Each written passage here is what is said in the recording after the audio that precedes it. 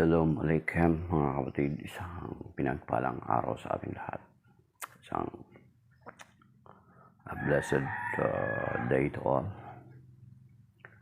Andito na naman tayo sa ating programa na Preaching in the Wilderness series. And then binabasa natin ang Ebanghelyo ng Panginoon na binabasa sa lahat ng mga Katolikong simbahan. And maybe before we will start, let us begin our program with a prayer, and we will entrust to the Lord lahat ng ating gagawin at balakid sa araw na ito. In the name of the Father, the Son, the Holy Spirit, Amen. Lord, we praise you and we glorify your name for this another wonderful day, another morning that you wake up, another blessings, another opportunity, another privilege.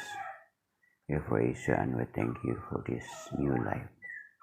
We ask forgiveness of all our sins so that we may be worthy in front of your sight to give honor and praise to your name.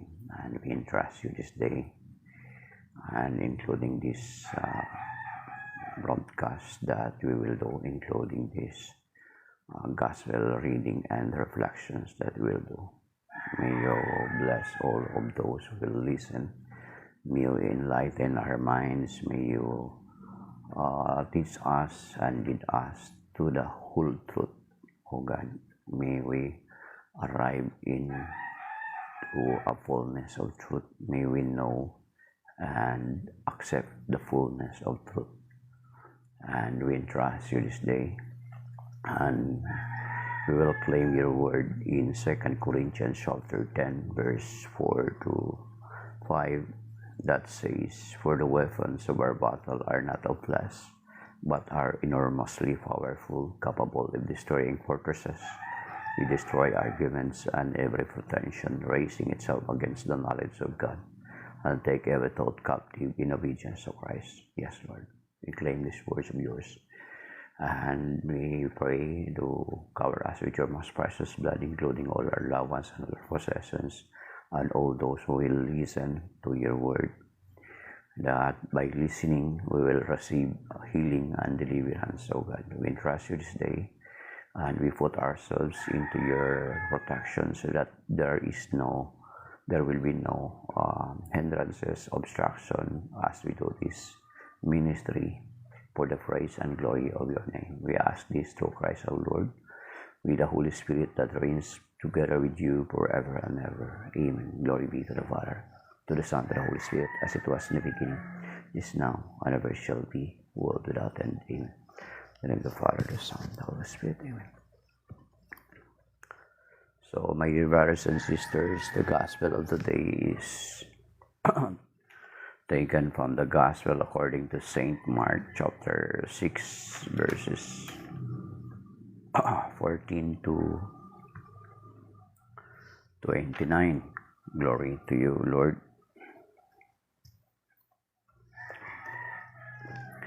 King Herod heard about it, for his fame had become widespread, and people were saying, "John the Baptist has been raised from the dead. That is why mighty powers are at work in him."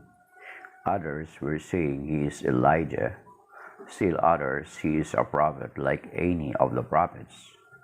But when Herod learned of it, he said, "It is John whom I beheaded. He has been raised up." Herod was the one who had John arrested and bound in prison on account of Herodias, the wife of his brother Philip, whom he had married. John had said to Herod, "It is not lawful for you to have your brother's wife." Herodias harbored a grudge against him and wanted to kill him, but was unable to do so. Herod feared John, knowing him to be a righteous and holy man, and kept him in custody. When he heard him speak, he was very much perplexed, yet he liked to listen to him. She had an opportunity one day when Herod, on his birthday, gave a banquet for his courtiers, his military officers, and leading men of Galilee. Herodias' own daughter came in and performed a dance that delighted Herod and his guests. The king said to the girl, "Ask of me whatever you wish, and I will grant it to you." He even swore many things to her. "I will grant you whatever you ask of me, even to half of my kingdom." She went out and said to her mother, "What shall I ask for?" She replied, "The head of John the Baptist." The girl hurried back to the king's presence and made her request. "I want you to give me at once on a platter the head of John the Baptist." The king was deeply distressed, but because of his oaths and the guest, he did not wish to break his word to her. So he promptly dispatched an executioner with order to bring back his head. He went up and beheaded him in the prison. He brought in the head in a platter and gave it to the girl. The girl in turn gave it to her mother. When his disciples heard about it, they came and took his body and laid it in a tomb. The Gospel of the Lord. Praise to you, Lord Jesus Christ. Okay, and that is our Gospel, my dear brothers and sisters, for today's reading.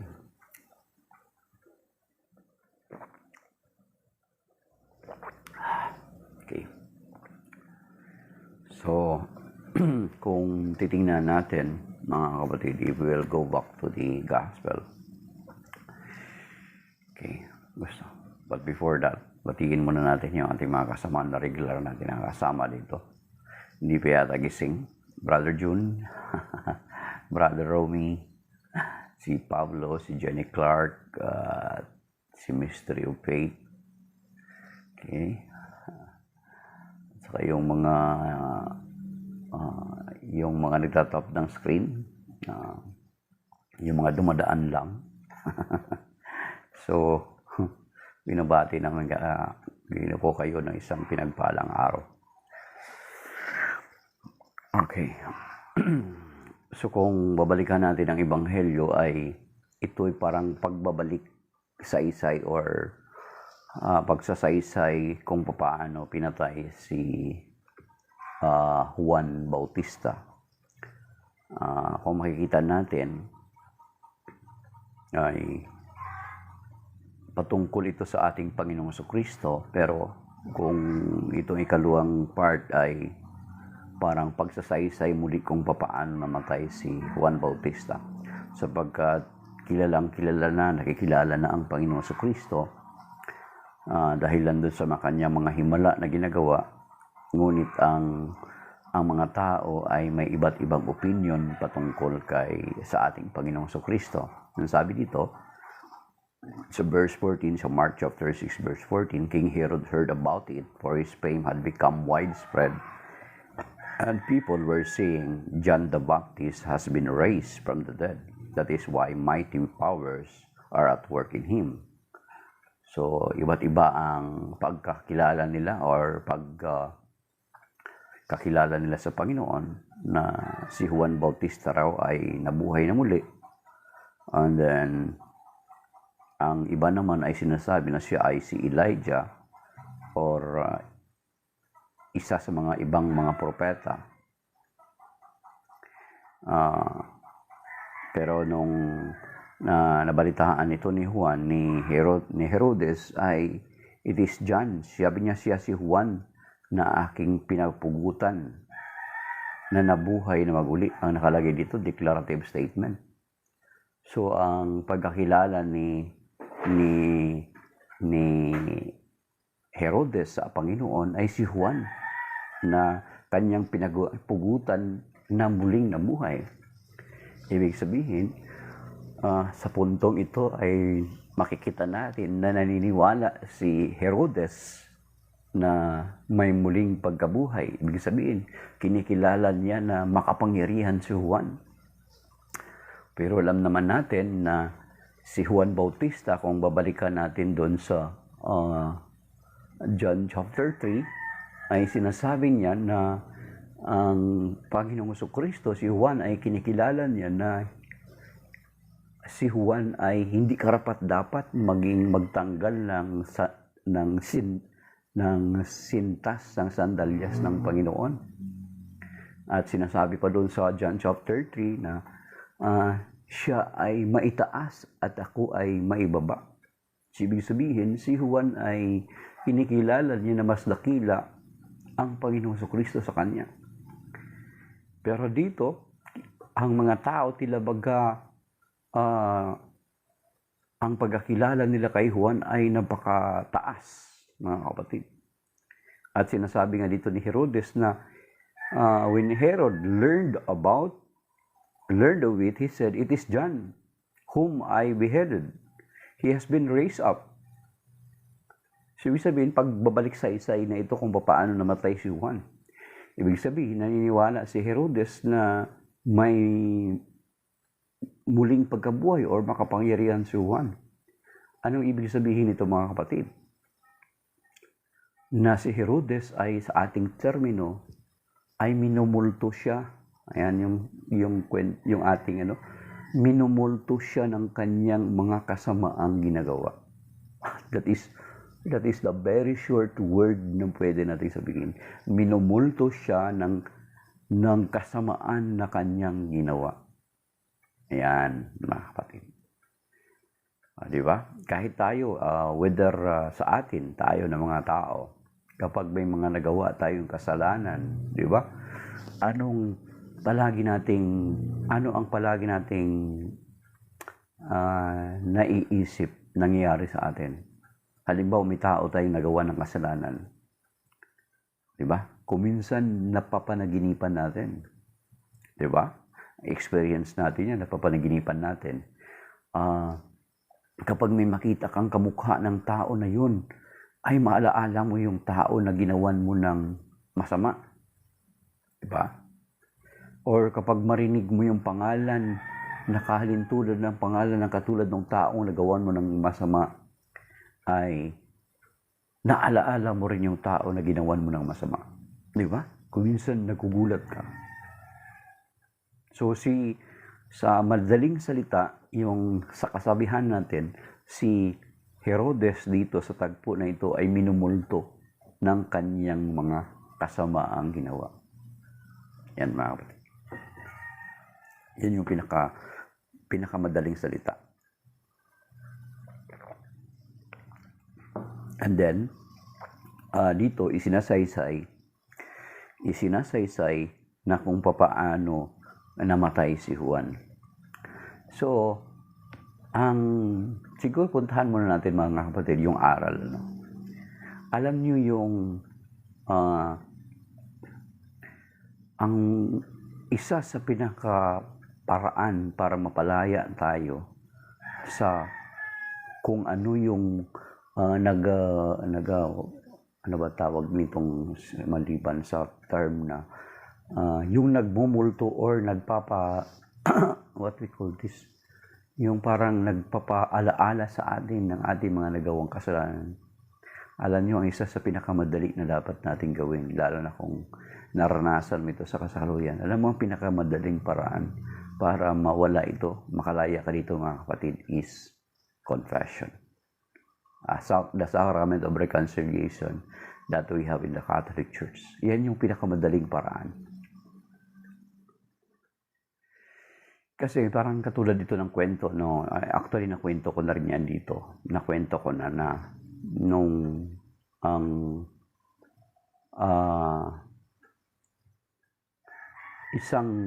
dalawang magkapatid ay hindi to original na sa akin. Ang dalawang magkapatid ay naglalaro at yung panganay ay natamaan daw po niya yung kanilang manok na laga at namatay. So, ang nakakaalam lamang nito ay ang kanyang kapatid na bunso na mas nakabata sa kanya. and then binaon nila at inilibing. So, every time na utusan yung bunso ng lola, ay lagi niyang ipinapasa doon sa kanyang kuya yung gampanin.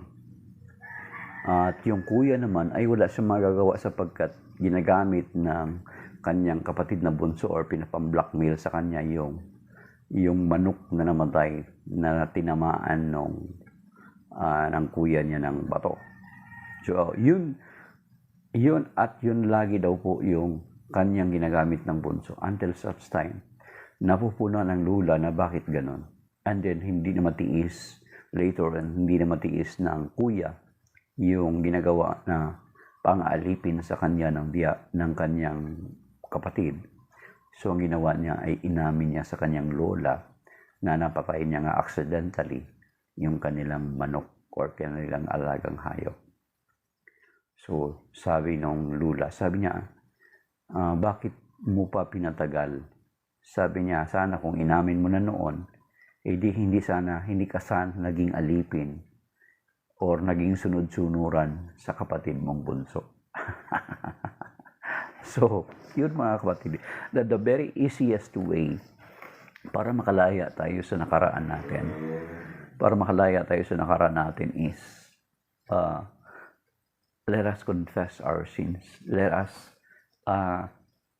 ikilalanin natin yung ating mga kasalanan before the Lord. At tayo sa Catholic Church, meron tayo ng Sacrament of Reconciliation. Yan naman ay sinasabi ng banal na kasulatan sa John chapter 20, verse 23. Good morning, Milena Rosimo. God bless. God bless. Yung God bless po, lakihan nyo po yung letter G. Kasi kapag God bless na maliit, iba po kahulugan yan. Okay. So, ang sinasabi sa John chapter 20, verse 23, noong nabuhay na maguli ang ating Panginoong Jesucristo, ay nung pumasok sa bigla doon sa kwarto, di ba? Sabi niya, sumainyo ang kapayapaan. At hiningahan niya sila ng Espiritu Santo. At sinabi niya, ang sino mang inyong patawarin ay pinatawad na nga, at ang sino mang hindi ninyo patatawarin ay hindi nga pinatawad. So that is why, mga kapatid, that the church, that our Lord Jesus Christ gave authority to the disciples, and then those disciples ay ipinasa din nila yung authority na ibinigay sa kanila ng Panginoon. Yung mga successor nila ay merong kapangyarihan then to do the same. Sabi nga rito basahin niyo sa John 20:23, that is why that is the very foundation of our isa sa mga doktrina natin or sakramento, one of the sacraments of our church na yung Sacrament of Reconciliation. Okay. So verse 23, ang patawarin ninyo sa kanilang mga kasalanan ay pinatawad na nga, ang hindi niyo patawarin na hindi nga pinatawad. At maging dito sa 2 Corinthians chapter 5 verse 20, mga kapatid, na nasabi dito. Sabi dito mga kapatid, kaya't ako'y sugo ni Kristo, parang ang Diyos na rin ang namamanhik sa inyo, sa pamamagitan ko, makipagkasundo kayo sa Diyos. Yan. So sinasabi ni St. Paul, ako'y sugo ni Kristo, ako'y namamanhik sa inyo, sa pamamagitan ko, makipagkasundo kayo sa Diyos. Through me, reconcile to God. Yan. So kung gusto natin na yung burden, mga kapatid, na nasa kalooban natin, na para bagang lagi kang, yan yung nagiging cause na hindi ka makatulog, hindi balisa ka, lagi mong iniisip. Alam mo, ano lang yan kapatid? Ipunta mo lang yan sa Sacrament of Reconciliation. If you want to be freed from that, yung lagi ka na nanaginip. Ako personally, kapag ako na nanaginip, alam ko na I did something wrong. Or kuminsan, kapag nanaginip ako, halimbawa, mananaginip ako ng hindi maganda, kuminsan naman I am not interpreting it something. Sinasabi ko lang, God wanted me to wake up early. Ganun lang. Pero kung yung parang minumulto ka, lagi kang balisa, nagkakaroon ka ng stress, nagkakaroon ka ng, baka yun yung dahilan ng ng anxiety mo, ng depression mo, maybe that is the time for you to go to the sacrament of reconciliation. At sinasabi naman ng banal na kasulatan, di ba? Sa Isaiah chapter 1 verse 18, mga kapatid, ano sinasabi sa Isaiah chapter 1 verse 18? Open your Bible in Isaiah chapter 1 verse 18. Sinasabi rito, halik kayo at magliwanagan tayo. Gaano man karami ang inyong kasalanan, handa akong ipatawad ang lahat ng yan. Kahit na kayo'y marumi sa kasalanan, kayo'y magiging busilak sa kaputian. So you see? So, the Lord is assuring us na kahit gaano kalaki yung kasalanan natin, na siyang nagiging dahilan ng kakaroon ka ng anxiety, ng stress, ng pagkabalisa, ng parabagang minumulto ka ng nakaraan mo. That is the very easiest way to be freed from your past, mga kapatid. Yan yung isa sa pinakamadaling paraan. And then sinasabi pa ulit doon sa 1 John chapter 1 verse 9, sinasabi rito mga kapatid, sabi rito, okay, kung ipinapahayag natin ang ating mga kasalanan, maasahan nating ipatatawad sa atin ng Diyos ang mga ito at lilinisin tayo sa lahat ng ating kasamaan sapagkat siya ay matuwid. So you see, mga kapatid. Kaya kung sa tingin mo, katulad ni Herodes, balisang-balisa si Herodes, narinig niya lang ang Panginoong Jesucristo na gumagawa ng himala, kilala ng Panginoong Jesucristo, ang kanyang sapantaha ay si Juan ay muling nabuhay. So you see, grabe yung effect kay Herodes sapagkat dahil dun sa kanyang ginawang kasamaan laban kay Juan. So the same with us, mga kapatid, kung sa tingin natin na we are being disturbed by our fast, ay, yun nga, sabi ko sa inyo, surrender it to the Lord. Let us go to the sacrament of reconciliation. Ako may kahit yung sabihin mo yung mga maliliit lang na kasalanan, mga kapatid, ako in my own experience, kahit yung maliit lang na kasalanan, yung maliit na kasalanan.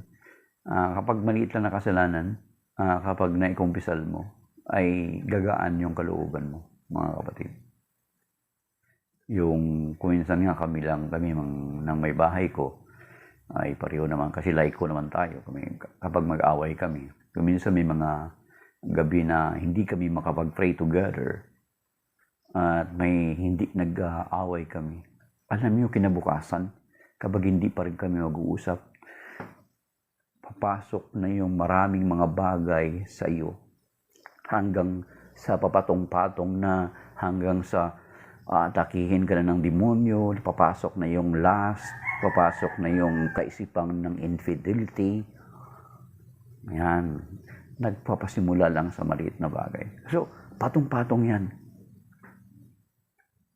Kaya yung sinasabi mo na parang ang bigat na bigat ka na. Hi, Sister Amy, good morning. Yung parang sinasabi mong bigat na bigat ka na. Nag-umpisa lang yan sa maliit. Balikan mo kung ano yun.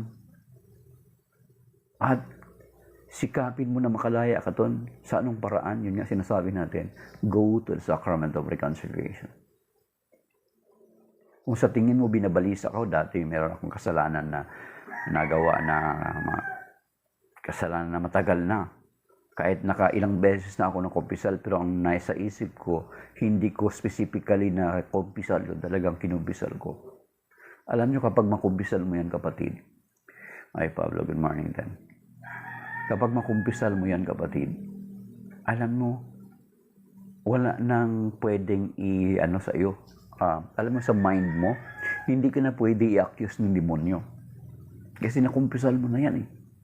Let us remember, kung babasahin natin ang Book of Revelation, Devil, ang isa sa kanyang titulo, devil is accuser, the accuser of the brethren. Lagi kanyang aakusahan, lagi kanyang i-accuse. Kapag yung mga unconfessed sins mo ay hindi mo pa nakonfisal, yung mga unconfessed sins na yan yung lagi niyang ibabalik sa iyo. Lagi niyang ipapamukha yan sa iyo. Sabihin ng Diablo, ay, hindi ka pakikinggan ng Diyos kasi may kasalanan ka. Di ba? Floreto Bertes Mariano. Amen to that, brother. Ngayon mga kapatid, i-accuse ka lagi ng demonyo. Gagamitin niya yung mga past mo, yung unconfessed sins mo sa nakaraan. Yun yung i-accuse niya sa'yo. The devil is accusers of the brethren, mga kapatid. Yan yung magpapagulo sa utak mo. Yun yung accusation ng demon. Yeah. Nagsasayang ka lang ng oras mo. Yeah. Di ba? Eh, totoo naman talaga. Talagang magsasayang ka lang ng oras mo kung nagsisimba ka nga. Pero until now, you are not still forgiving. You are not still, hindi ka pa rin nagpapatawad. Yan, isa rin yan. How can you receive God's forgiveness kung ikaw until now ay hindi nagpapatawad? Isa rin yan mga kapatid. Yung kasalanan na hindi ka nagpapatawad ay isa rin yan sa dahilan kung bakit ganun, bigat na bigat ka dyan sa kalooban mo. Try to release that forgiveness. Try to remove that bitterness. Try to forgive. Di ba? Okay, kung hirap ka, i-suggest ko sa iyo, kung hirap ka magpatawad, try to attend the Parish Renewal Experience Seminar. Yung seminar na yan. Hindi naman yan organization. Kahit ano yung organization mo sa parokya, try to attend the Parish Renewal Experience Seminar. Makakatulong yan sa iyo para makapagpatawad ka. Try nyo lang kung sa tingin mo. Ako dati, ito karanasan ko. Yun lang naman pala ang mga kapatid is isuko natin sa Panginoon yung ano yung kabigatan natin. Yun yung nagpapabigat sa atin, yun yung parang multo sa buhay natin. Yun yung ginagamit ng demonyo sa atin to accuse us. Ako nung naranasan ko na naka-experience ako sa kabutihan ni Lord na yun nga, kapag patawad ako, isuko ko yung mga bagay-bagay sa buhay ko na hindi karapat-dapat. Alam mo yung karanasan na yung kapatid ko dati na halos kung mag-away kami is para kaming mga magpapatayan kapag mag-away kami dati. Pero noong ang naging instrumento ng Panginoon, yun nga nakaten ako ng Parish Renewal Experience Seminar. Programa lang naman yan, hindi naman yung organization. Kung ano man yung organization mo, you can attend with that kasi seminar lang naman yan. After the seminar, mga kapatid, ipinakita sa akin ng Panginoon, alam mo ba yung kapatid ko na halos kami nga, sabi ko sa inyo, halos magpapatayan kami. After that seminar, na-experience ko na yung kapatid ko na umalis sa kanyang trabaho na hindi nagpaalam sa akin. Grabe yung iyak na iyak ko na parang akala mo is nawalan ka ng bunsong kapatid. Umalis na naman sa trabaho yun.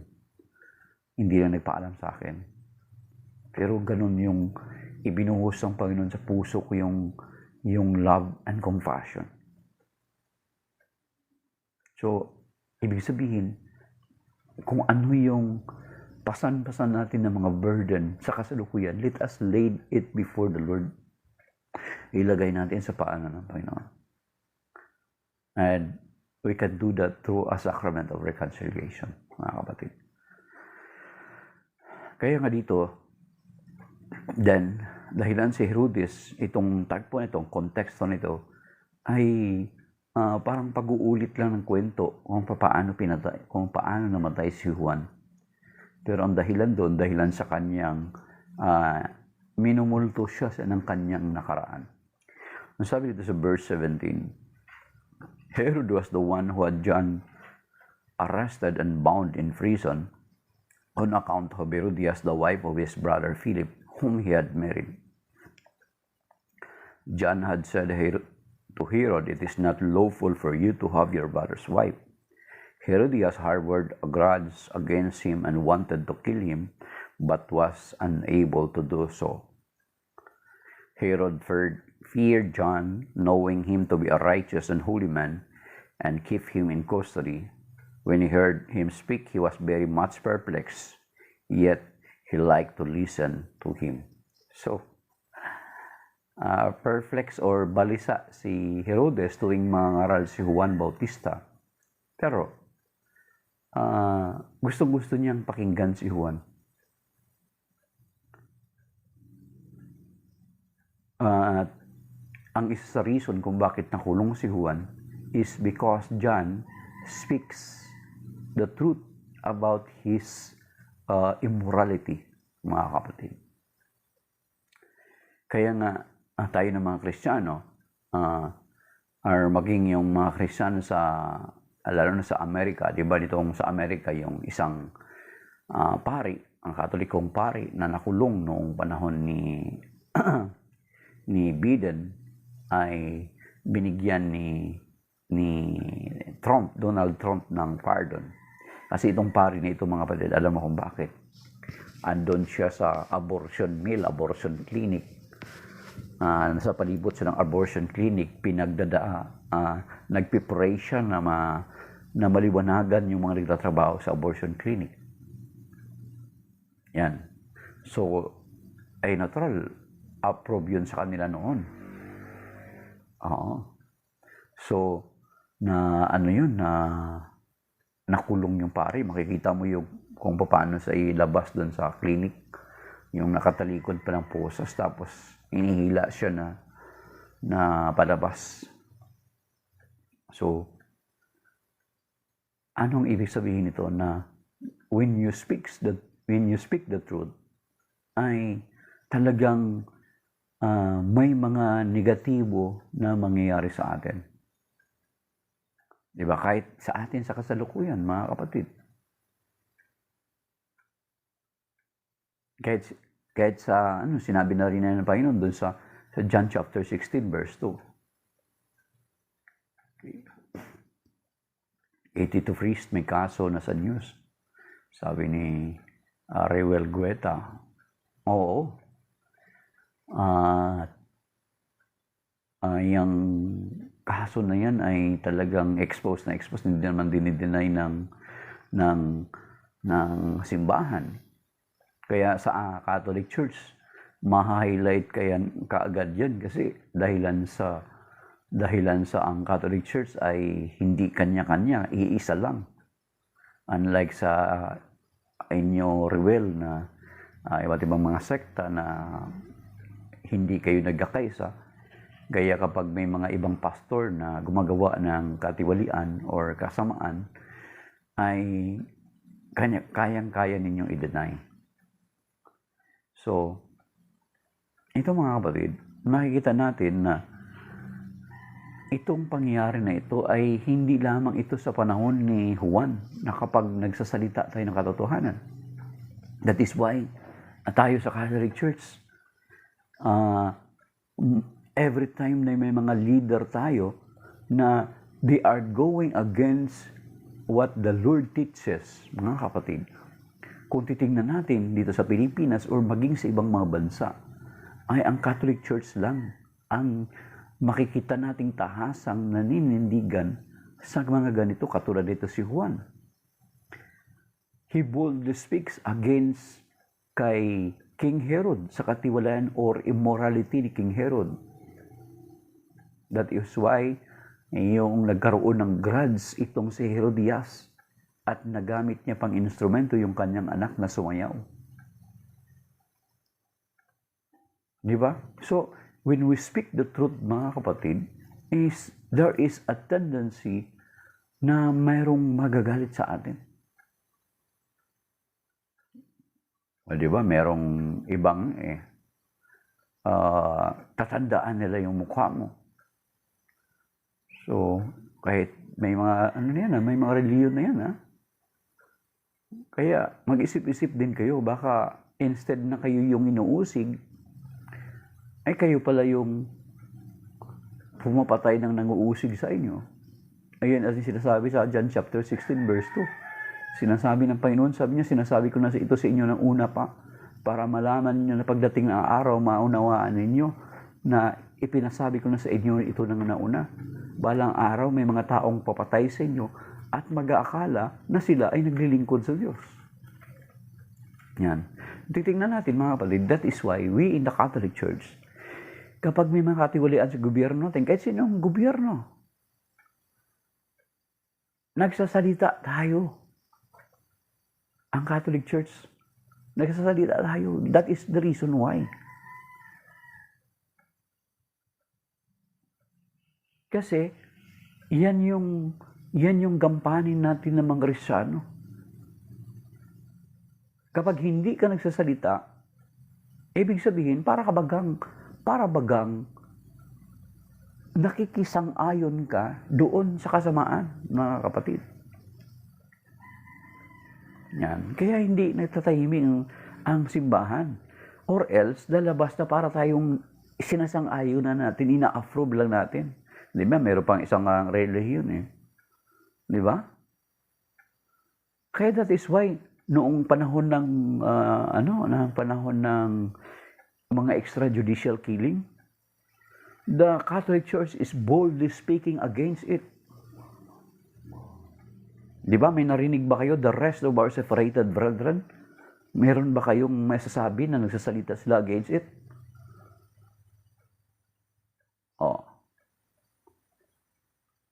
Yan yung katumbas. Si Father Richmond Villaflornilo, may supposed to be na schedule sa na-elevate.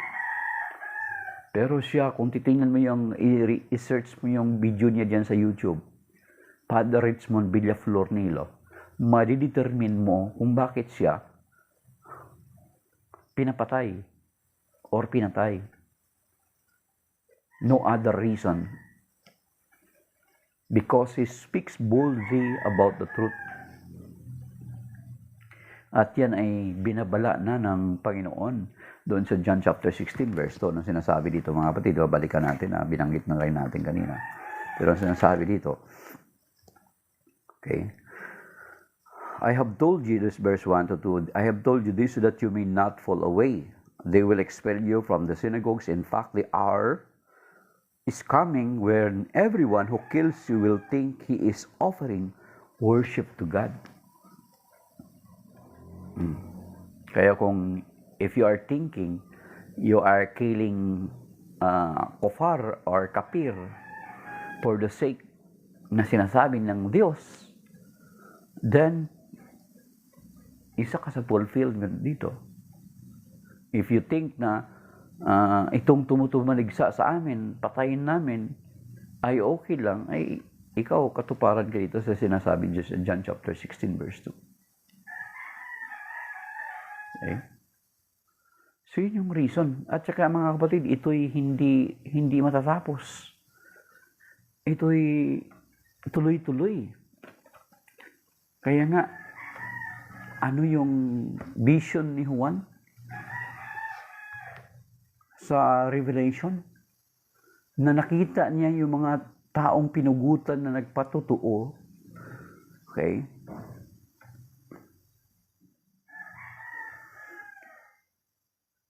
Hanapin natin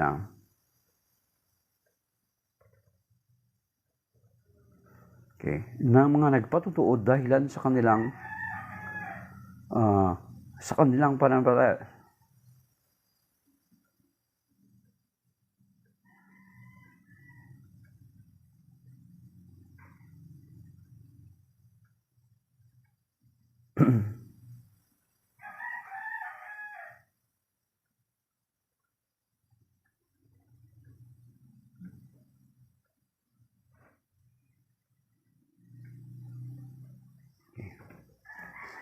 sa Revelation chapter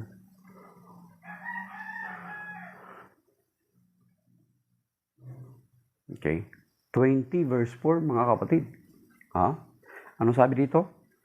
Nakakita ako ng mga trono at ang mga kaluklok doon ay binigyan ng karapatang humatol. Nakita ko rin ang mga kaluluwa ng mga pinugutan dahil sa pagpatutuo tungkol kay Jesus at pagpapahayag ng salita ng Diyos. Hindi sila sumamba sa halimaw o sa larawan nito, ni tumanggap man ng tatak ng halimaw o sa kanilang noo o kamay. Binuhay sila upang magharing kasama ni Kristo sa loob ng 1,000 taon. Yung sinakita ni Juan sa kanyang vision, yung mga taong pinugutan ng mga ulo dahilan sa kanilang patutuo. Alam mo kung titingnan niyo mga kapatid, talagang itong verse na ito, futuristic to, future to. Although, nung panahon na yun, nangyari naman talaga yun, nung unang panahon, nung sa unang mga alagad. But, kung titingnan natin, itong vision na ito ay mangyayari din sa hinaharap. Yun yung nakikita ko mga kapatid.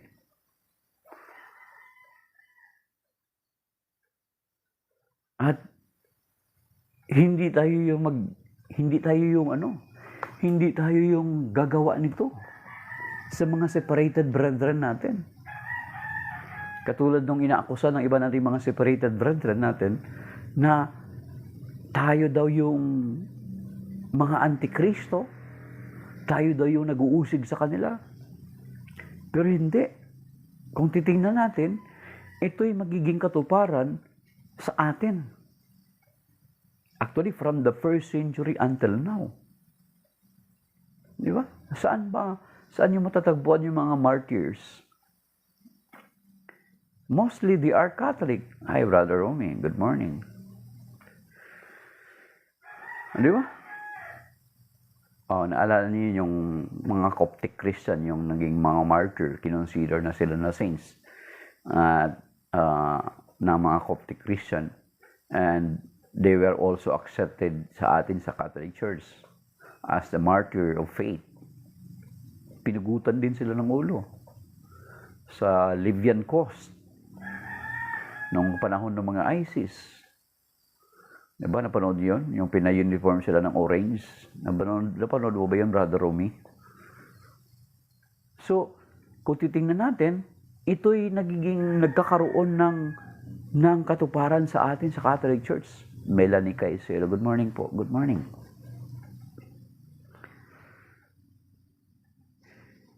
At kung titingnan natin dito mga kapatid, na time will come, ito yung magiging, ito'y dahilan dun sa ating pagsasalita ng totoo. Ang simbahang Katoliko sa pagsasalita niya ng totoo ay balang araw. Kung titingnan natin, babalikan natin yung sa Old Testament, dito sa wisdom, mga kapatid. Bagamat ito sa Old Testament pa ito nakasulat, pero kung titingnan mo, mangyayari ito sa hinaharap. And which is, nangyayari sa kasalukuyan, mga kapatid. Yung dyan, Revelation chapter 20, kung titingnan natin, lalo-lalo na ngayon tayo, na mga Kristiyano.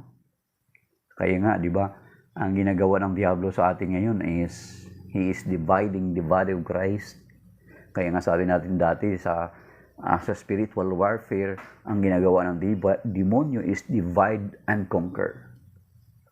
At kapag divided na tayo, that is the time, it is very easy for him to conquer us.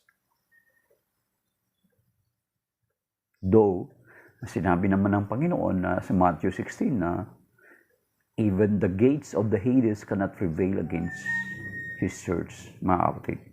Pero sinasabi natin dito na makikita natin, may video na ako nitong nagawa, mga kapatid, na ito yung beheading na ito ay hindi lamang nangyari noon, bagkus mangyayari pa rin sa darating na mga panahon. Lalo na ngayon sa Europe, di ba? Ang Europe ngayon, Although sa Australia, makikita natin doon ng mga kalalakihang sa Australia, mga kalalakihang Katoliko, mga matatapang na talagang ipinapahayag ang kanilang pananampalataya. Pero makikita natin ngayon sa Western world, makikita natin sa ibang part ng Europe, di ba? Na they were swarmed by this so-called refugee na sinasabi. Pero kung titingnan natin, ang France, ang United Kingdom, ang Sweden, ay halos, maging ang Germany, halos lahat ng mga part na yan ay naano na sila ng mga sinasabing refugee kuno. Pero makikita natin na pagdating ng araw, na kapag dumami na sila, ay i-dominate na nila ang isang bansa. Di ba? Mapatunayan natin yan. Bakit? Ang Iran dati, Muslim country ba yan? No, they are not. Ano nangyari ngayon sa kanila? Di ba? Previously, makikita pa natin sa TikTok yung mga kababaihan na ayaw na mag-hijab ay pinapatay. Then later on, di na natin blackout na. So, maraming mga bansa dyan sa Middle East na they are not Muslim countries before. Ngayon dito sa Europe, alam nyo ba na ang isa sa bansa na target na maging Muslim country is Sweden. Kaya nga kung titingnan mo ang Poland lang ang matigas na naninindigan. Hindi sila tumatanggap ng mga lalo dito sa atin sa part ng Asia na mag-refugee doon sa kanila. Kaya ano sabi niya? We have no zero crime. We have zero crime here. Ganun nangyayari sa kanila, mga kapatid. So kung titingnan natin mga kapatid, hindi lamang yan mga kapatid. Ito pa dito sa karunungan ni Solomon o sa wisdom, na time will come, tayo ng mga totoo ng mga Kristiyano, yung mga totoong nagsasabuhay ng kanilang pananampalataya, mga kapatid, sinasabi natin yan, especially in the Catholic Church. Kasi alam nyo ba na sa Catholic Church, tayo lang yung patuloy na the Catholic Church is the very oldest institution. The very oldest institution. Tayo lang yung simbahan na until now ay hindi tayo sumasang-ayon sa divorce. Bagamat may mga majority ng mga bansa ay may divorce, yet the Catholic Church is not in conformity doon sa divorce na yun or sa same-sex union. Of course, na ginawang issue yung sinabi nila na mag-blessing ng same-sex, akala nila ay sacrament na. So, hindi yung sacrament, iba yung blessing kaysa sacrament na matrimony. Ang matrimony, according to the Catechism of our Catholic Church, is between male and female, not between two sexes with two same sex, kundi male and female. So, ano ang nakikita natin ngayon sa iba't ibang mga sekta? Kaya nga ang demonyo, sinisira niya ang kaisahan ng mga mananampalataya. Dinidivide niya ang body of Christ para ma-weaken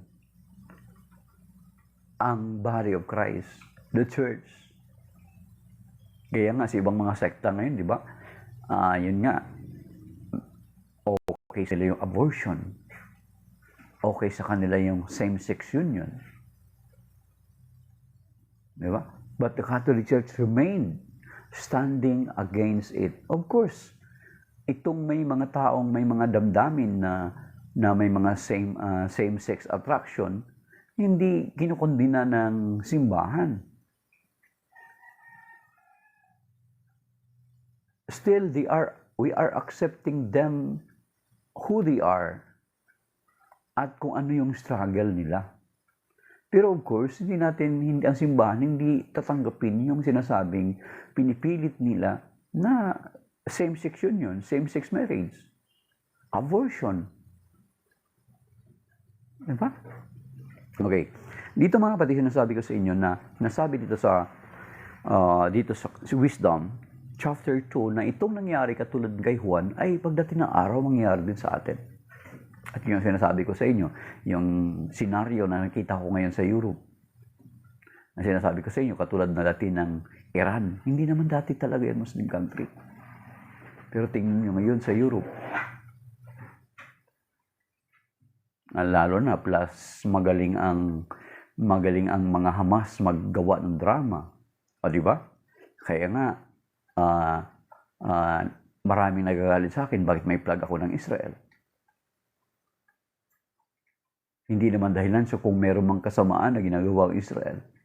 It is because the Lord Jesus Christ came from Israel. Sinasabi nga doon sa John chapter 4 that salvation is from the Jews. Di ba? Ang galing ng nila. Alam nila na hindi sila magtatagumpay laban sa Israel. Kaya dinadala nila sa media, sa social media, yung kanilang digmaan. Na nakikita natin na nagtatagumpay sila. Pero kung may malalim ka na kaalaman patungkol sa kasaysayan behind it, hindi nila mabibilog ulo mo.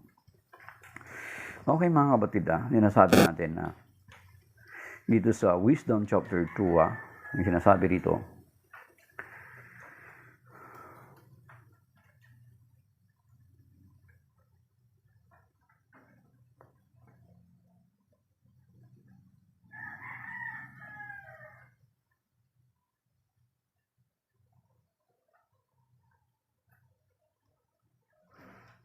okay, sa Wisdom chapter 2, umpisa natin sa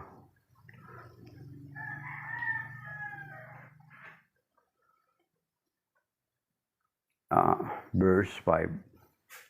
Wisdom chapter 2, verse 5 sa dito, ang buhay natin ay lumilipas na parang anino.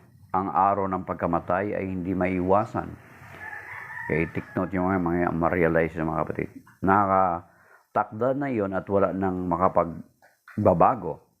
Sabi pa rin nila, kaya nga magpakasawa tayo sa lahat ng bagay, gaya ng ginagawa natin noong tayo'y bata pa, at magpasasa tayo sa kagandahan ng sangnilikha. Magpakasawa tayo sa mamahaling alak at pabango, at huwag paligtasin isamang bulaklak sa panahon ng tagsibol. Pitasin natin ang mga rosas bago malanta, at isuksok sa buhok habang sariwa pa at mabango. Magsama-sama tayo sa ating pagdiriwang. Lahat ng dakoy iiwanan natin ang bakas ng kasayahan, pagkat ganyan ang buhay, ito'y ating karapatan. Okay. Sikilin natin ang mahihirap kahit na sila ay matutuwid. Pahirapan natin ang mga babaeng balo. Huwag nating igalang maging matatanda. Ang pairalan nating batas ay ang ating lakas, pagkat wala tayong mapapala sa pagiging mahina. Yan. Tambangan natin ang mga taong matuwid. Yan. Ito, take note mga kapatid, pagkat hadlang sila sa ating balak, ipinamumukha nila sa atin ang pagsuway sa kautusan at sinasabing tayo nagkakasala laban sa ating kaugalian. So you see, makikita niyo yun that maging si Juan Bautista, di ba anong ipinamukha niya kay Herodes yung masama na hindi tama na pamumuhay ni Herodes. And our church is doing the same thing, mga kapatid. Kaya nga, anong sabi dito?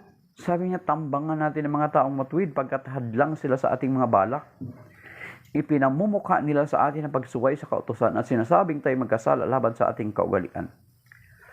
So kung tayo ng mga Kristiyano, tayo ng mga Katoliko, ay namumuhay ayon sa kabanalan, ayon sa katuruan ng Panginoon, balang araw ito yung magiging kaisipan ng mga tao sa atin. Kahit hindi ka magsasalita, you are just living living faithfully with your faith. Time will come na ito yung mangyayari sa atin. Sa Old Testament, mga kapatid, pero kung titingnan mo, mangyayari sa kasalukuyan. At makikita nyo kung sino ang mga taong ito. At ano ang mga taong ito. Okay. Verse 13, ipinamamarali nilang nakilala nilang Diyos at sinasabing sila'y anak ng Panginoon. Sila ang nagbibigay sa atin ng mga problema. Makita lang natin sila'y balisa layo pagkat kaiba ang gawain nila at pamumuhay. So you see? That is why kung titingnan nyo mga kapatid, sa lahat ng mga simbahan, kape na po tayo, kausapin ng Panginoon everyday. Sa lahat ng simbahan, ito hindi naman sa kung titingnan nyo mga kapatid, tayo yung primary target. The Catholic Church is the very primary target of the devil. Mga kapatid.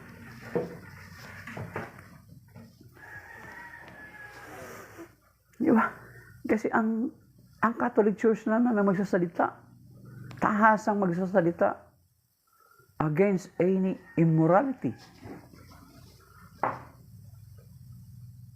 Meron bang ibang nagsasalita dito sa atin? Like for example, meron nga tayo nakitang isang sekta dito na nagpagawa pa talaga sila ng yung kamao, di ba? Yung kamao. Tapos may plug ng Italy, yung kamao, na nilalagay pa nilang sticker sa kanilang mga sasakyan. Ibig sabihin nakisang-ayon sila doon. Okay lang sa kanila yung mga wala silang sinasabi about sa mga extrajudicial killing. Whereas, very, very clear sa banal na kasulatan na hindi kalooban ng Diyos ang tao ay mamatay sa kasalanan. Let us suppose na adik ang mga yaon. Pero hindi rin sila dapat mamatay sa kanilang mga kasalanan. Na-expose naman ng gobyerno yung kanilang pamamaraan bago humantong sa ganun. May nagsabing isang gobyerno, ang ganung klaseng gobyerno ay gobyerno ng tamad. May nagsabi nun, hindi ako nagsabi nun. Diba sa Ezekiel 33 verse 11, di ba mga kapatid? That is why the Catholic Church is boldly speaking against it, mga kapatid.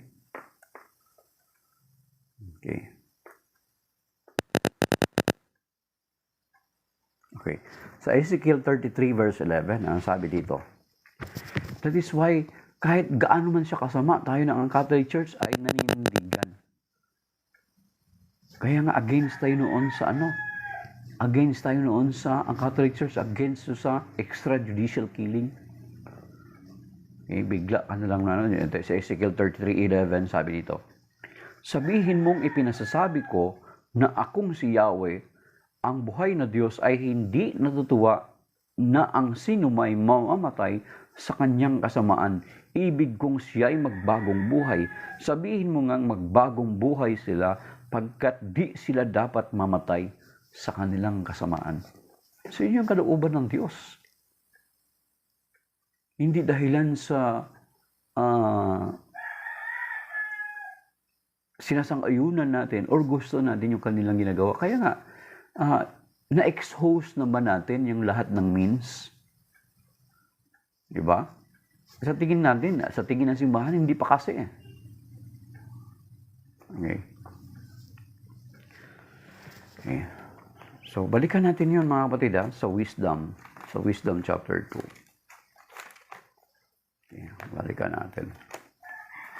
So makikita natin na itong nangyari sa wisdom, dito sa part ng wisdom na ito, makikita natin na ito'y mangyayari sa balang araw. Bagamat Old Testament pa ito, matagal na ito, pero makikita natin na it seems it will happen in our time, are actually happening in our time. Kaya nga sabi ko dati, na baka balang araw ay pagbabawal na ang public preaching. Kaya sa US, di ba, sa ibang mga bansa, bawal na. Huliin ka. May mga part na huliin ka. Kahit hindi na natin sama yung Middle East. Kasi balang araw, alam mo kung bakit?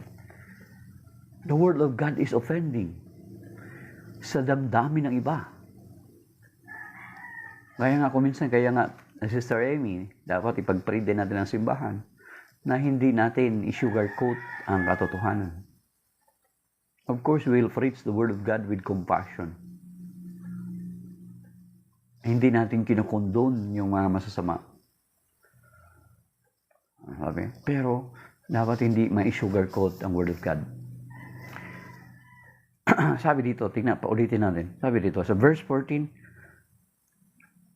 sila ang nagbibigay sa atin ng mga problema. Verse 15, makikita lamang natin sila, balisa na tayo pagkat kaiba ang gawain nila at pamumuhay. So you see, kaiba ang kanilang gawain at pamumuhay. So ibig sabihin, kung hindi sila balisa sa iyo, baka kaisa kanila. Kung yung ginagawa mo ay katulad ng ginagawa nila, hindi sila balisa sa iyo. Pero kung namumuhay ka ayon sa kalooban ng Diyos, yan ang sasabihin ng mga taong ito pagdating ng araw. At ang turo naman talaga ng banal na kasulatan sa atin, di ba? Sa Romans chapter 12, verse 1 to 2. Anong sinasabi doon? Dapat tayo ganito mga Kristiyano. Ito yung dapat sinusunod natin. Hindi tayo sumusunod sa takbo ng mundo. Kung balang araw, darating ang araw na yan yung tingin sa iyo ng mga tao na nakikita ka lang nila, ibalisa na sila sa iyo. Because you are living your life, a holy life. You are living to obey the will of God. Ano sabi dito sa Romans chapter 12, verse 1 to 2? Supposed to be ganito tayo. Baka kung hindi nababalisa yung kapwa mo sa iyo, it is because you are living like them. Okay, sabi dito, kaya nga mga kapatid, alang-alang sa masaganang habag ng Diyos sa atin, ako'y namamanik sa inyo. Ang sabi dito, ialay ninyo ang inyong sarili bilang handog na buhay, banal at kalugod-lugod sa Kanya. Ito ang karapat-dapat na pagsamba ninyo sa Diyos. Verse 2, mga kapatid. Supposed to be tayo na mga Kristiyano, ganito tayo. Huwag kayong umayon sa takbo ng mundong ito, mag-iba na kayo at magbago ng isip upang mabatid ninyo ang kalooban ng Diyos kung ano ang mabuti na kalulugod sa Kanya at talagang ganap.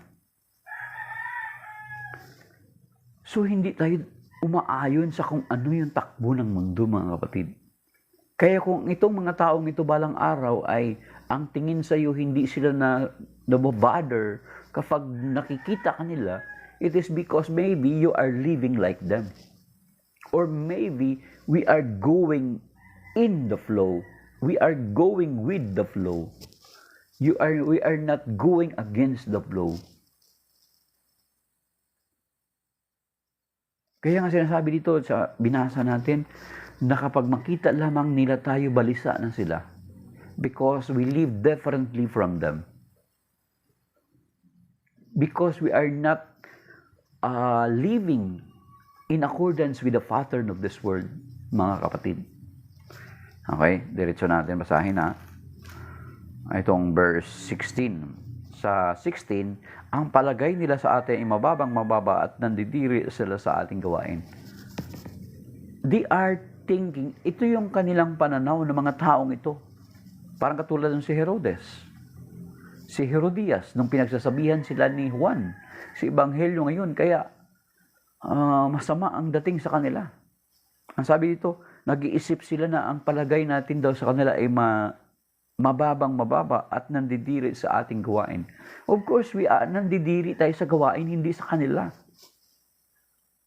Di ba? Anong tinuturo sa atin? Tanggapin natin Wisdom chapter 2, Brother Romy, umpisa sa verses 5 to the following. Karunungan chapter 2, verses 5 to the following hanggang 24 yan. So, makikita natin, mga kapatid, actually we are not thinking of that. Nandidiri tayo sa gawain nila. Sabi nga turo sa atin sa simba, ang turo nga sa atin is,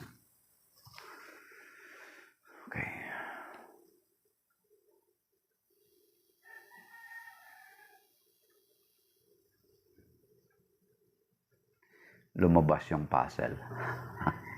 Hindi ko alam kung ano ibig sabihin nito. So, ang turo sa atin, ang ating narinig na tinuturo sa atin is,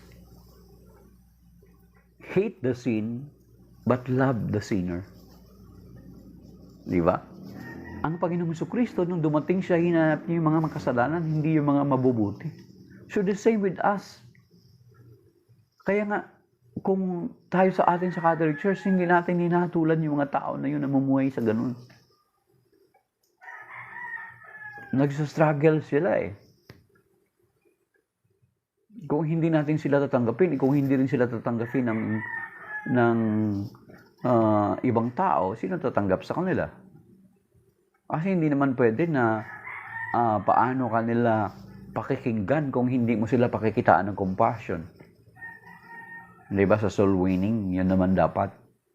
I-reach out mo sila. Kaya nga daw isang beses ay merong procession.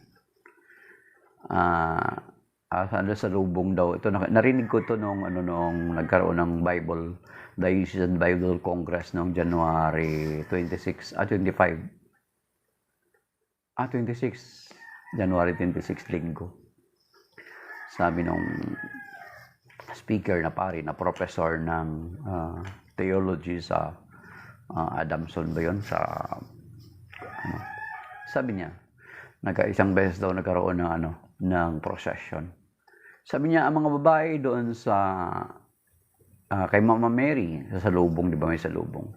Ang mga lalaki ay dito sa Risen Christ, susunod.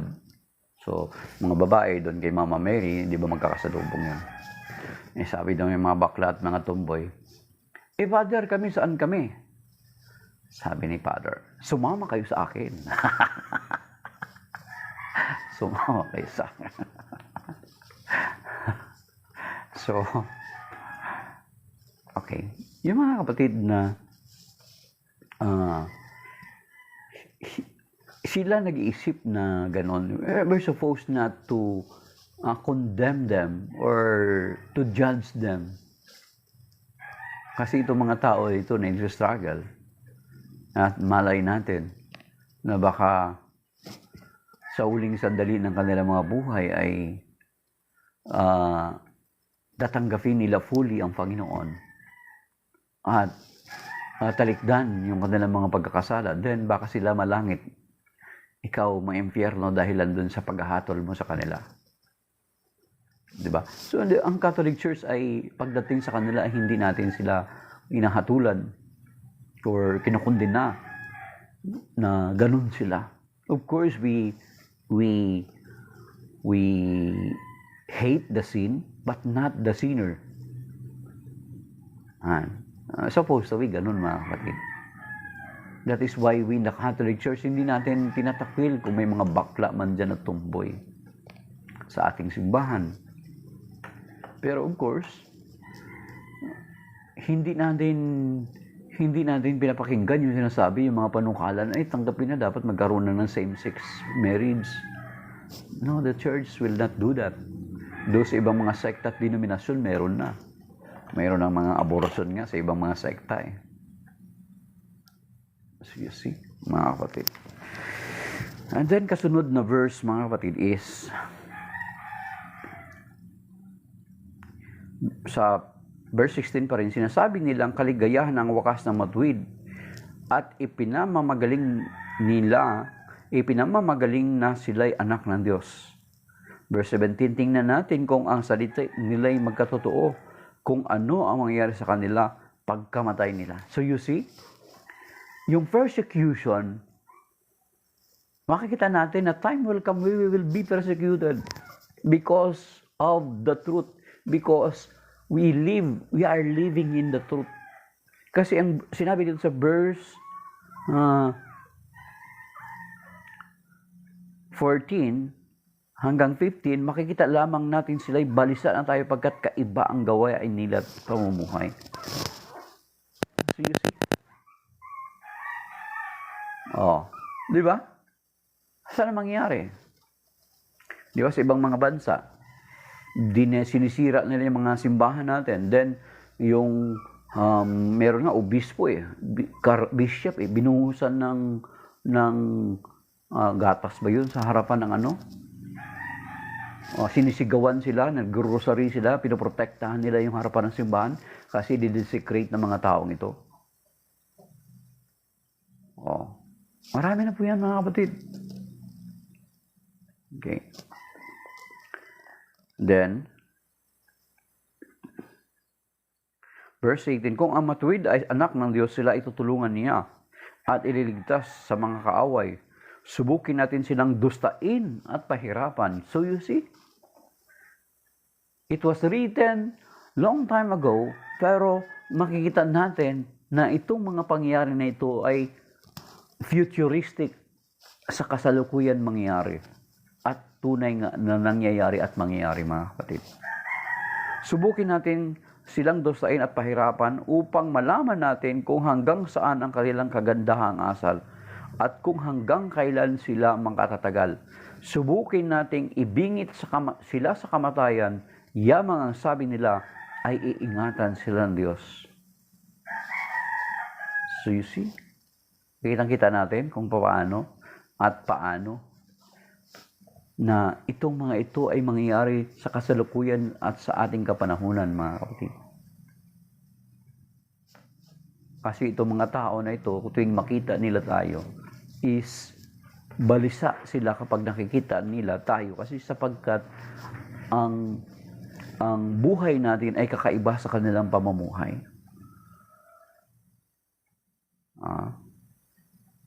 Hindi tayo umaayon sa takbo ng sanlibutan ito. Katulad ng sinasabi doon sa Romans chapter 12 verse 1 to 2 na do not conform any longer to the pattern of this world, but be transformed by the renewing of your mind. We are not going with the flow. We are going against the flow. Nagka-counterflow tayo. Di ba kapag sa traffic, kapag mag-counterflow ka, huli ka. We are not going with the flow. We are going against the flow. Natural, pagdating sa traffic, you must go with the flow. Baka mahuli ka. Okay? Meron dito pa sa 1 John, mga kapatid, hanapin natin. Okay? 1 John chapter 2 verse 15. Ito, may relation to dun sa Romans chapter 12 verse 2, 12:1 to, sabi dito, huwag ninyong ibigin ang sanlibutan o ang mga bagay sa sanlibutan. Ang umiibig sa sanlibutan ay hindi umiibig sa Ama. Verse 16, sapagkat ang lahat ng nasa sanlibutan ang nakapupukaw sa masasamang pita ng laman, ang mga nakatutok sa paningin at ang karangyaan sa buhay ay hindi nagmumula sa Ama kundi sa sanlibutan. So you see, huwag daw nating ibigin ang mga bagay sa sanlibutan. Kaya, kakaiba yung pamumuhay natin. Kapag makita tayo ng mga taong yaon, ay balisang-balisa sila. At that is why they are persecuting us. To the extent na baka balang araw, ay sabi ko sa inyo, baka balang araw ipagbabawal na yung mga public preaching. Doon sa ibang mga bansa ay pinagbabawal na. Baka balang araw nga, mga kapatid, sinasabi ko sa inyo, Brother Romy, sinasabi ko baka balang araw ang sound system natin ay hindi nila pwedeng marinig sa labas. Dapat ang sound system natin ay nakakontain lang sa four corners ng ating simbahan. We don't know. Hindi natin alam. Kasi balang araw ay ang salita ng Diyos ay offending sa mga taong ito. Kaya sana panalangin natin na hindi magko-compromise ang ating simbahan. Of course, we will speak the truth with charity, with compassion. Di ba? Na that is not the will of God. Of course, with compassion. Kapag may encounter tayo ng mga tao na gano'n, okay, sabihin natin, alam ko may struggle ka sa sarili mo, you are struggling with yourself, kung ano ka ngayon, ang pwede natin sabihin ay sabihin natin na surrender yourself to the Lord. Di ba yung sinasabi nga natin kanina na ang nagbibigay ng multo kay kabalisaan kay Herodes is yung kanyang kasalanan. Ang paraan para makalaya tayo sa multo ng ating kasalanan or sa multo ng ating nakaraan is we need to go to confession. We need to go to the sacrament of reconciliation. Isang pinakamabisa na paraan para makalaya tayo dun sa anumang nagmumulto or kabigatan or burden na meron tayo, mga kapatid. That is the very easiest way.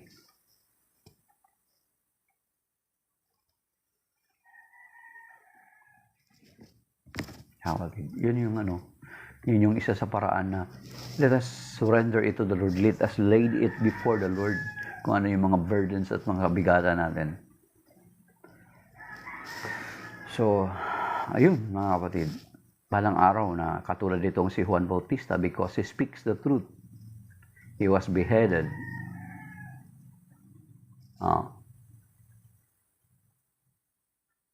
Nagsalita siya ng katotohanan. So, pagdating ng araw mga kapatid, tayo rin, kaya nga sabi ko sa inyo, sa Europe ngayon, time will come kapag hindi nga sila magising.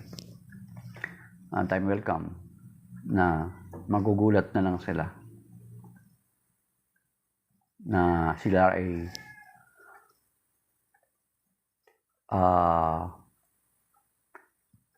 mawala na sila ng kalayaan. And then tayo ng mga Kristiyano, tayo ng mga Katoliko is balang araw kahit hindi man tayo magsalita, kapag namumuhay tayo, malalaman natin na namumuhay ka sa kalooban ng Diyos. Kung balang araw ay may magagalit sa iyo. Di ba? Nagtataka ka na magagalit sila sa iyo, hindi ka naman gumagawa ng masama. You are just living a holy life. Kasi yun nga, sinabi kanina dun sa Wisdom chapter 2, na sabi nila, makita lang daw nila tayo ay balisang-balisa na sila. Nababalisa sila.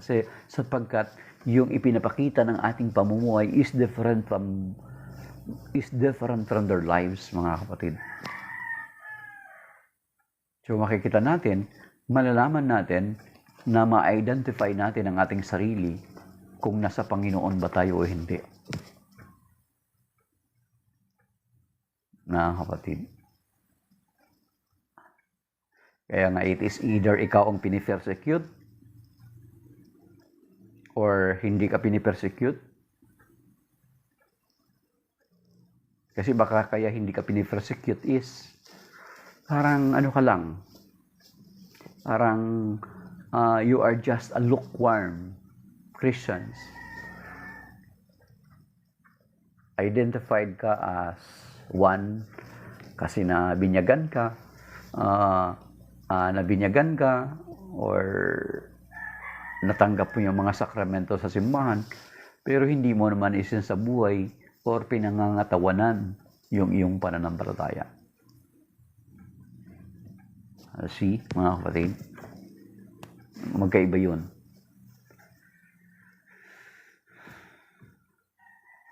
So, kung gusto natin na hindi tayo multuhin ng ating nakaraan ay let us surrender our sins to the Lord. Let us surrender our sins to the Lord through the sacrament of reconciliation.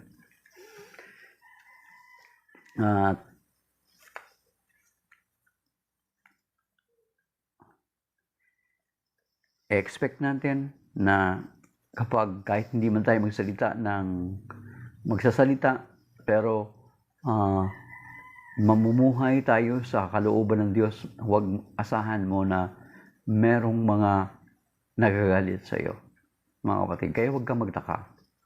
Pinauna na yan ng banal na kasulatan na ipinapakita na sa atin na time will come, darating talaga ito, mga kapatid. So,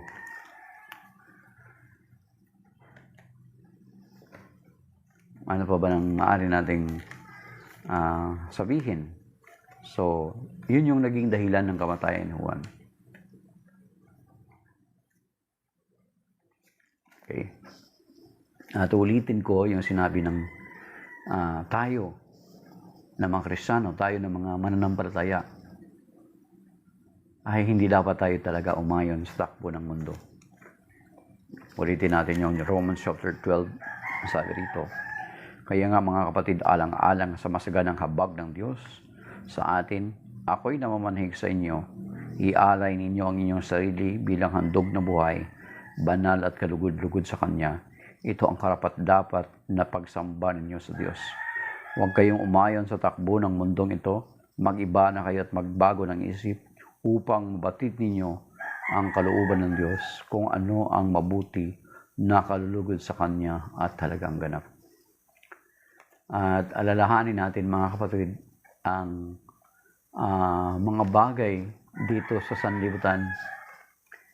Kung babasahin natin yung Romans chapter 8, ay hindi maikukumpara sa pagdating ng araw na i-reveal o ihayag ng Panginoon yung ating maging kalalagayan. Ang buhay natin dito sa mundo na ito ay pansamantala lamang. Yung mga ini-enjoy natin dito sa mundo na ito ay pansamantala lamang. Hindi yan yung tunay na makapagbibigay sa atin ng mga kasayahan. Diba? So sinasabi ng banal na kasulatan sa Matthew 16 verse 26 na sinasabi niya, what does it profit a man if he gains the whole world, but if he loses his own soul? Ano ang may babayad niya para may balik ang kanyang kaluluwa? Yan. Let us remember that, mga kapatid. Sabi dito sa Romans chapter 8 is verse 18, saganang akin ang mga pagtitiis sa kasalukuyan. Yan. Balang araw, mga kapatid, kung makaranas man tayo ng mga pagsubok, ng mga pag-uusig, dahilan sa tayo na mamuhay sa ating pananampalataya. Ang sabi dito sa Romans chapter 8 verse 18, saganang akin ang mga pagtitiis sa kasalukuyan ay hindi maihambing sa hihayag na kalulatiang sa atin. Verse 19, nananabik ang sangmalikha na ihayag ng Diyos ang kanyang mga anak. Nabigo ang sangmalikha hindi sa kagustuhan nito kundi dahil sa ito ang niloob ng Diyos. Gayon man may pag-asa pa, sapagkat ang sangnilikha ay palalayain sa pagkaalipin nito sa kabulukan at makakahati sa maluwalhating kalagayan ng mga anak ng Diyos. Okay. So you see, mga kapatid. So ano yung i-desire natin? Yung pansamantala nating kasiyahan? Or yung walang hanggang kalwalhatian kasama ng Diyos? Ay, dalawa lang naman yun.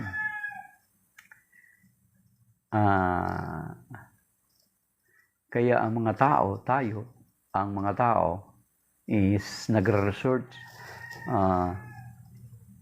Kaya nga ang mga tao, di ba, nagre-resort sa mga bisyo because they are naghahanap sila ng kasiyahan.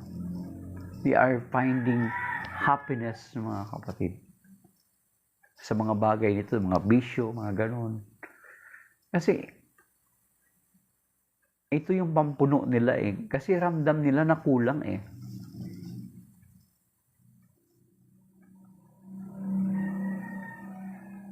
Yung sabi nga ni Saint Augustine, sabi niya, bago siya ma-convert sa Panginoon ay dami ding mga nagawa niyang kasalanan.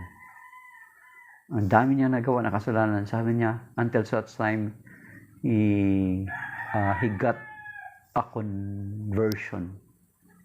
Nagkaroon siya ng conversion, mga kapatid.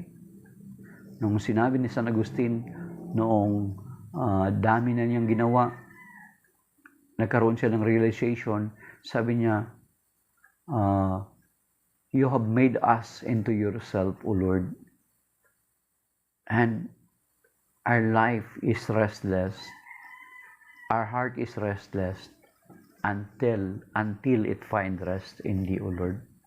Na yung mga bagay pala na ini-enjoy natin, yun pala ay hindi talaga totoong makabigay ng kasiyahan sa atin. Andun pa rin yung emptiness. At ang makapupuno lamang ng hinahanap ng ating puso, that is why we are resorting to vices, Kasi naghahanap tayo ng kaligayahan, naghahanap tayo ng kasayahan. Ang makapagpulpil lamang pala niyan ay walang niliiba ang Panginoon. Sabi niya, realization ni Saint Augustine, sabi niya, you have made us unto yourself, O Lord, and our heart is restless until it find rest in Thee. So magkaroon lamang ng kaganapan, magkaroon lamang ng kasiyahan yung buhay mo kapag matagpuan mo or makatagpo ka ng Panginoon sa buhay mo. Magkaroon ka ng encounter with the Lord. Try niyo mga kapatid. Hindi yung mga bisyo. Pansamantala lang yan. Di ba? Hindi yung pita ng laman. Pansamantala lang yan mga kapatid. Try mo ang Panginoon sa buhay mo. Sinasabi sa Revelation chapter 3 verse 20, sabi niya, tumatayo siya sa labas ng pintuan at tumutuktok. At ang sino mang magbubukas sa kanya, papasok siya. At kakain siyang kasama niya. So you see, maybe the Lord is knocking at the door of your heart na matagal ng panahon. Baka kaya balisang-balisa ka kasi until now ay hindi mo siya pinagbubuksan. Why not pagbubuksan mo siya sa kasalukuyan, sa ngayon? Kaya nga, yung invitation niya, maybe lastly, ang invitation niya dun sa Matthew chapter 11, verse 28. Diba anong sinasabi niya roon? Halikayo kayong lahat na ng mga napapagal at nabibigatan sa inyong mga pasanin, at kayo'y pagpapahingahin ko. So yung mga burdens mo, yung mga balisa mo, yung mga babagang mga nagbumulto sa iyo, why not surrender it to the Lord? Why not surrender your sins to the Lord? He is willing to forgive because He is faithful and just as He has promised in Isaiah chapter 1 verse 18 at saka 1 John chapter 1 verse 9. And maybe bago tayo magtapos, basahin ko yung Psalm 103 mga kapatid kasi ang ganda nito eh. Psalm 103, basahin natin. Maganda itong mga kapatid. Brother Romeo, maganda itong Psalm 103. Verse 8. Psalm 103, verse 8. Kay ganda ng kalooban, mahabaging itong Diyos. Kung magalit ay banayad, kung umibig na may lubos. Banayad nga kung magalit, hindi siya nagtatanim. Yaong taglay niyang galit, hindi niya kinikimkim. Kung siya ay magparusa, di katumbas ng pagsuway. Di niya tayo sinisingil sa nagawang kasalanan. Ang agawat ng lupa't langit, sukatin may hindi kaya. Gayon ang pag-ibig ng Diyos sa may takot sa Kanya. Kung gaano kalayo ang silangan sa kanluran, gayon din niya inaalis ang ating mga kasalanan. Kung paano nahabag ang Ama sa anak niya, gayon siya nahabag sa may takot sa Kanya. Alam na niya na sa alok yaong ating pinagmulan, alam niyang babalik din sa alabok kung mamatay. Okay.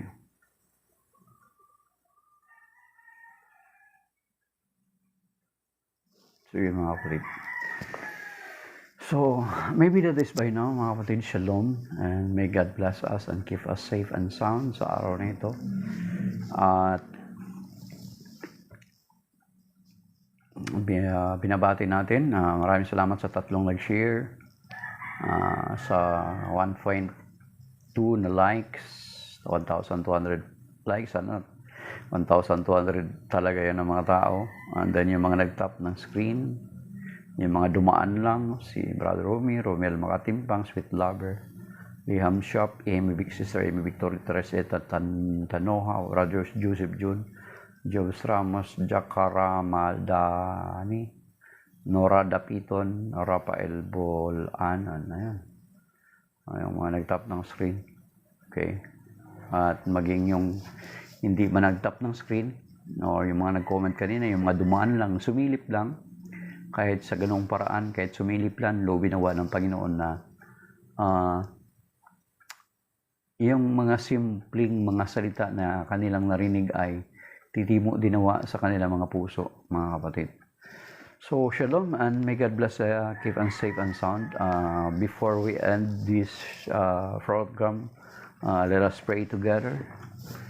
And in the name of the Father, the Son, the Holy Spirit, amen. We praise you and thank you, Lord, for this opportunity that we shared your word as we fulfilled your word in the scripture in 2 Timothy chapter 4, verse 2 to 4, that we will preach the good news whether in season or out of season, convenient or inconvenient. And we thank you, Lord, for this opportunity. We thank you for this morning. We thank you for your word. We thank you for this platform. And we ask you to bless us all who are here right now, those who likes and those who follow this account, those who shared it, and those who tap the screen and considered to listen to what I shared, O God. We pray na pinapanalangin ko na hayaan mo po nawa na mga salitang ito ay tumimo at matanim sa aming mga puso at isipan, tumubo at lumago. Hayaan mo po nawa ang aming mga puso ay maging katulad ng matabang lupa na tinanggap ang binhi at ito'y tumubo, lumago at namunga, Panginoon. Hayaan mo na ang mga salita mo ay patuloy manatili sa aming puso at maisabuhay namin ito. Huwag nawa kaming umayon sa takbo ng sanlibutan ito, Panginoon, kundi mag-iba na kami at magbago ng isip. Sa oras na ito, sinasamo namin na pagpalain mo po nawa higit lalo yung mga nagtap ng screen na nakinig or maging yung mga nag-likes, Panginoon, yung mga dumaan lamang pero may intentions to listen to your word. Bless them, reach out your hand upon them. Ingatan mo po nawa kami, gabay patnubayan sa araw na ito. Pagpalain kami sa lahat ng balaki ng aming mga gagawin at isipin. Ingatan mo po nawa kasama ng aming mga mahal sa buhay at aming kinabubuhay. Cover us all with your most precious blood and sanctify us by the power of the Holy Spirit.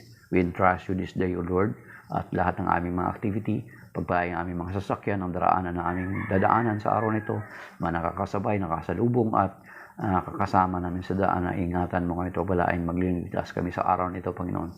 At ini-entrust namin sa lahat ng ito, yung mga nakiisa na naglalakbay by water, by sea, or by land, ay pagpalain mo po nawa sila, Panginoon. Sa araw na ito ay maraming salamat po. Kung ano man po mga panalangin, hindi man namin nabanggit sa kasalukuyan, ay pinagkakatiwala namin sa iyo sa oras na ito.